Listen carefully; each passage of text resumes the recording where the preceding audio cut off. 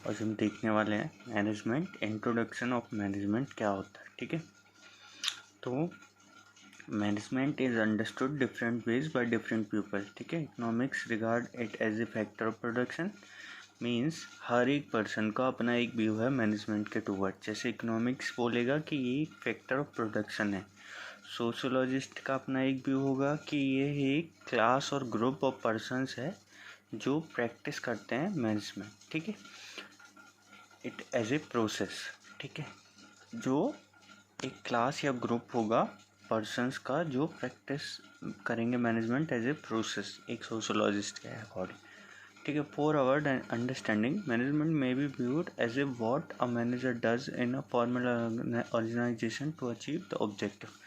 Means management logically अगर हम बोले तो मैनेजमेंट क्या है? मैनेजमेंट वो है जो एक मैनेजर अपना कोई भी काम करने के लिए या ऑब्जेक्ट अचीव करने के लिए जो भी तरीके अपनाए, ठीक है, वो सारे मैनेजमेंट का पार्ट होंगे। ठीक है, एक बहुत बड़े मैनेजमेंट के थिंकर थे मैरी पार्कर, उनने बोला है कि the art of getting things done through people is called management. मतलब वह कला जो किसी भी दूसरे व्यक्ति से अपना काम कराने में काम में आती है इज कॉल्ड मैनेजमेंट। देखिए, this definition throws light on the fact that manager achieve organisation goal by enabling other to perform rather than performing the task themselves.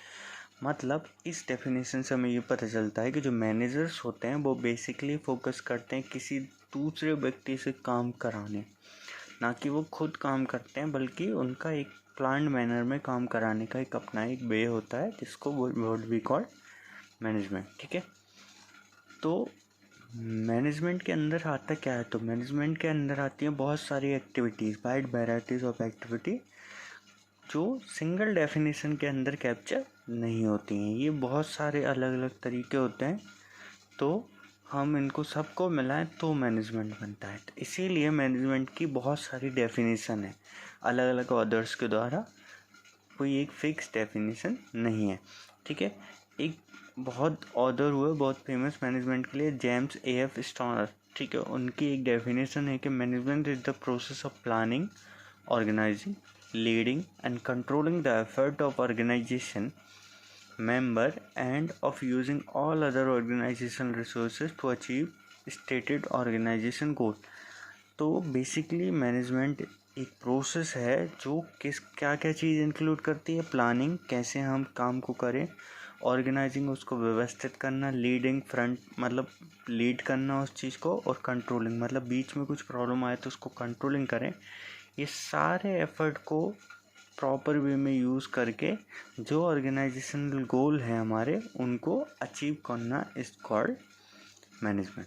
ठीक है, बेसिकली यही मैनेजमेंट होता है। तो बेसिकली क्या चार टर्म यूज़ होते हैं मैनेजमेंट में? तो मैनेजमेंट एक कंटिन्यूस प्रोसेस होती है, मतलब लगातार चलने वाली। दूसरा है बहुत सारी इंटर रिलेटेड एक्टिविटी होती हैं जो एक डिसाइड गोल को कंप्लीट करने में कोई मैनेजर हैंडल करता है। ठीक है, तीसरा manager uses the resources of organisation. मतलब मैनेजर जो भी और जो उसके पास रिसोर्सेज अवेलेबल हैं वो सारी यूज़ करेगा, both physical as well as human, to achieve the goal. ठीक है, और मैनेजमेंट का सिर्फ एक ही मकसद होता है कि कैसे न कैसे करके ऑर्गेनाइजेशन के गोल को अचीव करना है। ठीक है, ये इंश्योर करते हुए कि ज़्यादा से ज़्यादा उसके पास जो रिसोर्सेज अवेलेबल हैं उनका यूज़ हो। मैनेजमेंट को अगर समझना है तो ये एक फ्लो चार्ट से हम बहुत आसानी से समझ सकते हैं कि इनपुट अप्लाइड होते हैं, बीच में ट्रांसफॉर्मेशन प्रोसेस होती है जिसके थ्रू कार्य करा जाता है, और लास्ट में आउटपुट आता है। जो आउटपुट आता है उसका हम इम्पैक्ट देखते हैं इनपुट पे। ठीक है, इनपुट पे और आउटपुट पे एक्सटर्नल एनवायरनमेंट का इफेक्ट देखते हैं, और इस तरीके से पूरी प्रोसेस जो कंट्रोल करती है उस आउटपुट को वो कहलाती है मैनेजमेंट एज द प्रोसेस। ठीक है, तो ये कहलाता है मैनेजमेंट एज डेफिनेशन वाइज। ठीक है, आई थिंक आपको क्लियर हो जाएगा कि मैनेजमेंट बेसिकली क्या होता है। मैनेजमेंट अपने काम को कराने का एक तरीका होता है किसी भी मैनेजर के द्वारा। ठीक है, सारे रिसोर्स का प्रॉपर इस्तेमाल करते हुए, सारी प्रॉपर प्लानिंग को यूज़ करते हुए, सारे ऑर्गेनाइजिंग फैक्टर को यूज़ करते हुए, हर तरीके से यूज़ करते हुए अपने तो आउटकम हमें अचीव करना है, उसको अचीव करने का तरीका is called process, is called management. ठीक है, थैंक यू।